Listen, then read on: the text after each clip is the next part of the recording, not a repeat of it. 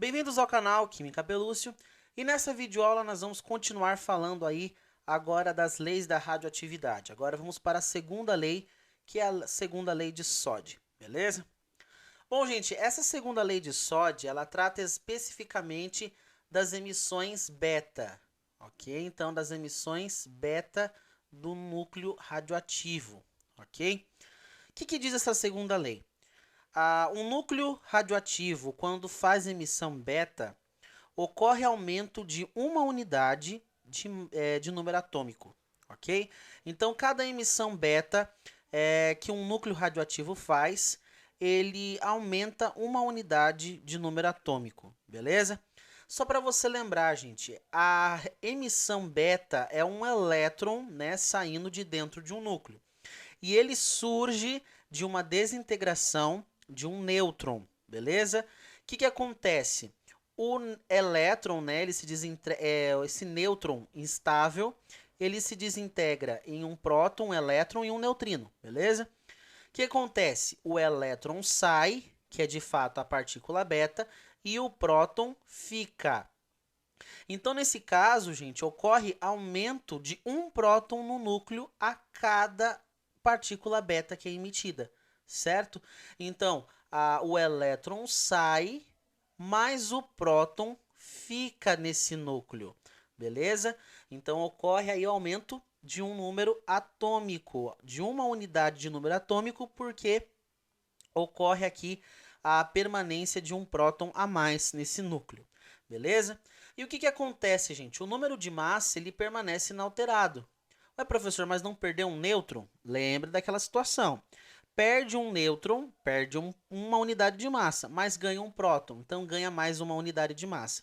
Então, o nêutron que é perdido de massa, ele é reposto pelo próton que fica também, beleza? Então, por isso que os números de massa aqui, eles ficam inalterados. E por isso que esses dois camaradas aqui, eles vão ser isóbaros, beleza? Tem mesmo número de massa aqui, ok? Então, isóbaros. Então, essa que é a ideia, gente. Cada partícula beta aumenta uma unidade de número atômico na parte de baixo. Por exemplo, aqui eu tenho o bismuto, e esse bismuto ele se transmutou, né? Ocorreu um decaimento desse bismuto em polônio, por meio de uma emissão beta. Aí eu quero saber qual é o número de massa e o número atômico desse polônio. Bom, olha só. O número de massa permanece inalterado. Beta não muda a massa, beleza? Então continua sendo 210. Mas agora ocorre aumento de um número atômico, né? Uma unidade de número atômico por causa do próton que fica. Então, se o bismuto tem 83, o polônio agora vai ter 84 de número atômico. Né? Quando ocorre mudança de número atômico, ocorre mudança de elemento químico, certo? Então, aqui está a reação de transmutação de bismuto a polônio, por meio de uma emissão beta desse núcleo radioativo, ok? Bom, gente, uma coisa até que eu não comentei na última aula é uma nomenclatura que a gente usa também aqui no caso, né? Por exemplo, o bismuto, por meio dessa emissão beta, ele formou o polônio. Então, nós podemos chamar, por exemplo, o bismuto de átomo pi, beleza? Átomo pi. E o polônio que vem da transmutação, né, do decaimento do bismuto, eu posso chamar ele de átomo filho, certo? Só uma nomenclatura aí básica, às vezes pode aparecer.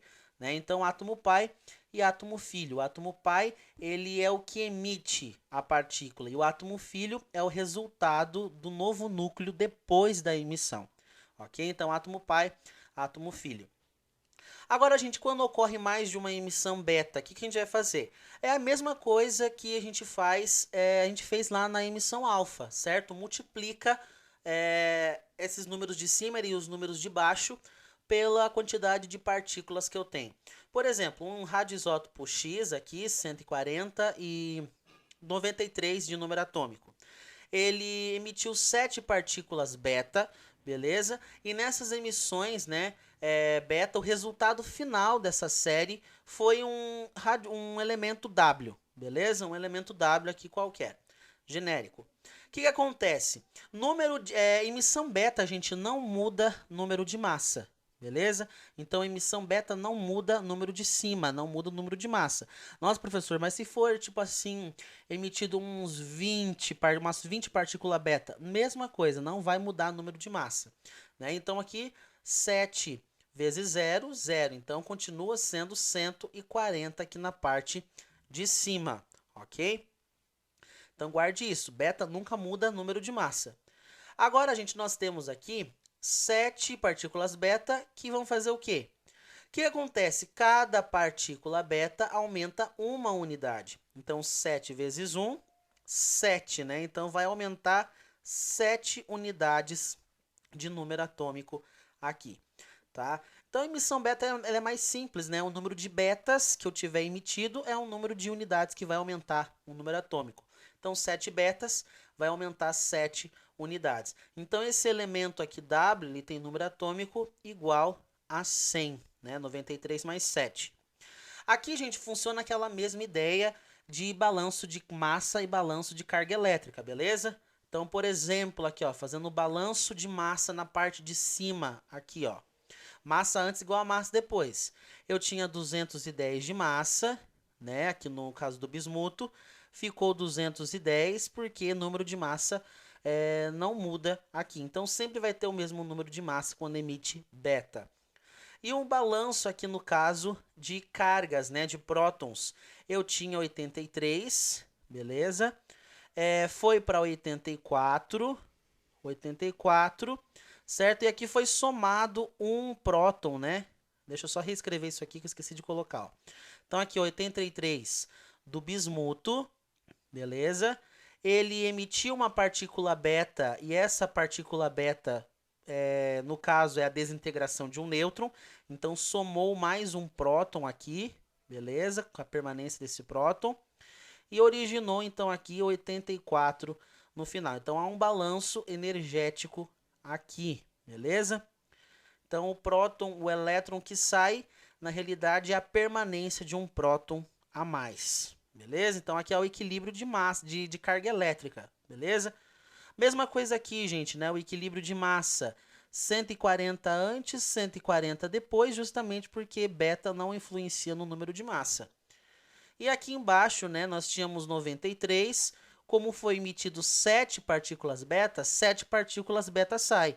E isso significa que ficou 7 prótons a mais nesse núcleo, formando aí o núcleo desse átomo W aqui. Então aqui, ó, X, aqui os 7 prótons resultantes das 7 partículas beta e 100, que seria aqui no caso o nosso W, beleza? Bom, gente, essas são as duas leis aí no caso de SOD, as leis da radioatividade. Elas mostram a transmutação, a mudança, né, de elemento químico de um para outro, né, o decaimento de um para outro.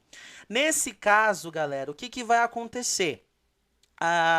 Essas leis da radioatividade, elas seguem também aí alguns enunciados também, né? Dentro aqui tá a primeira lei e a segunda lei, mas também tem, por exemplo, que a intensidade, né, a intensidade de emissões, ela é diretamente proporcional à massa que eu tenho desse radioisótopo.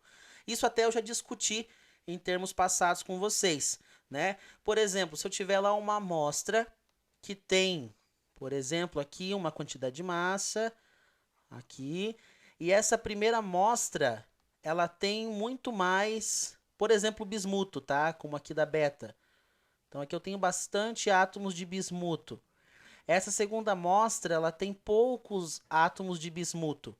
Então, como aqui a massa é maior, a intensidade de emissões vai ser maior também, beleza? Mas a fração com que ocorre esse decaimento é constante, beleza? Então, toma cuidado com isso. A massa, ela influencia apenas na intensidade, emite mais emissões, né? Vai ter muito mais emissões onde tiver mais elemento radioativo do que numa amostra que tiver pouco elemento radioativo, beleza?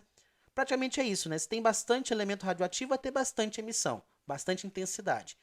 Mas a fração com que ocorre esse decaimento é constante, beleza? Não importa quanta massa eu tiver, a fração de decaimento sempre vai ser a mesma, né? Bismuto em polônio, sempre numa mesma quantidade, beleza? E a emissão gama, professor, ela não tem uma terceira lei para falar sobre ela? Não, viu, gente? Porque a emissão gama, ela é só energia. Então ela não modifica, ela não vai provocar transmutação, ela é só energia. E a gente nem representa, né? Não é comum representar a emissão gama numa equação, beleza? Como nessa aqui, ó, a beta aparece, a beta aparece, a alfa aparece, mas não é comum aparecer a gama, por exemplo, nas equações. Justamente, né, porque o formato dela é 0, 0, né? Então ela não influencia em nada, não provoca transmutação. Lembrando que essa gama aqui, ela acompanha a alfa e a beta. Então, toda vez que você vê ali a alfa e beta sendo emitido, você tem que imaginar que também esse núcleo está emitindo energia eletromagnética de alta frequência, que no caso são as emissões gama. Então, ela é uma acompanhante dessas outras emissões que envolvem partícula, beleza? Bom, gente, era isso por essa videoaula. Espero que você tenha entendido a segunda lei de SOD, né, que fala sobre as emissões beta. E na próxima aula nós vamos continuar falando sobre essas emissões. Então acompanhe a nossa próxima videoaula.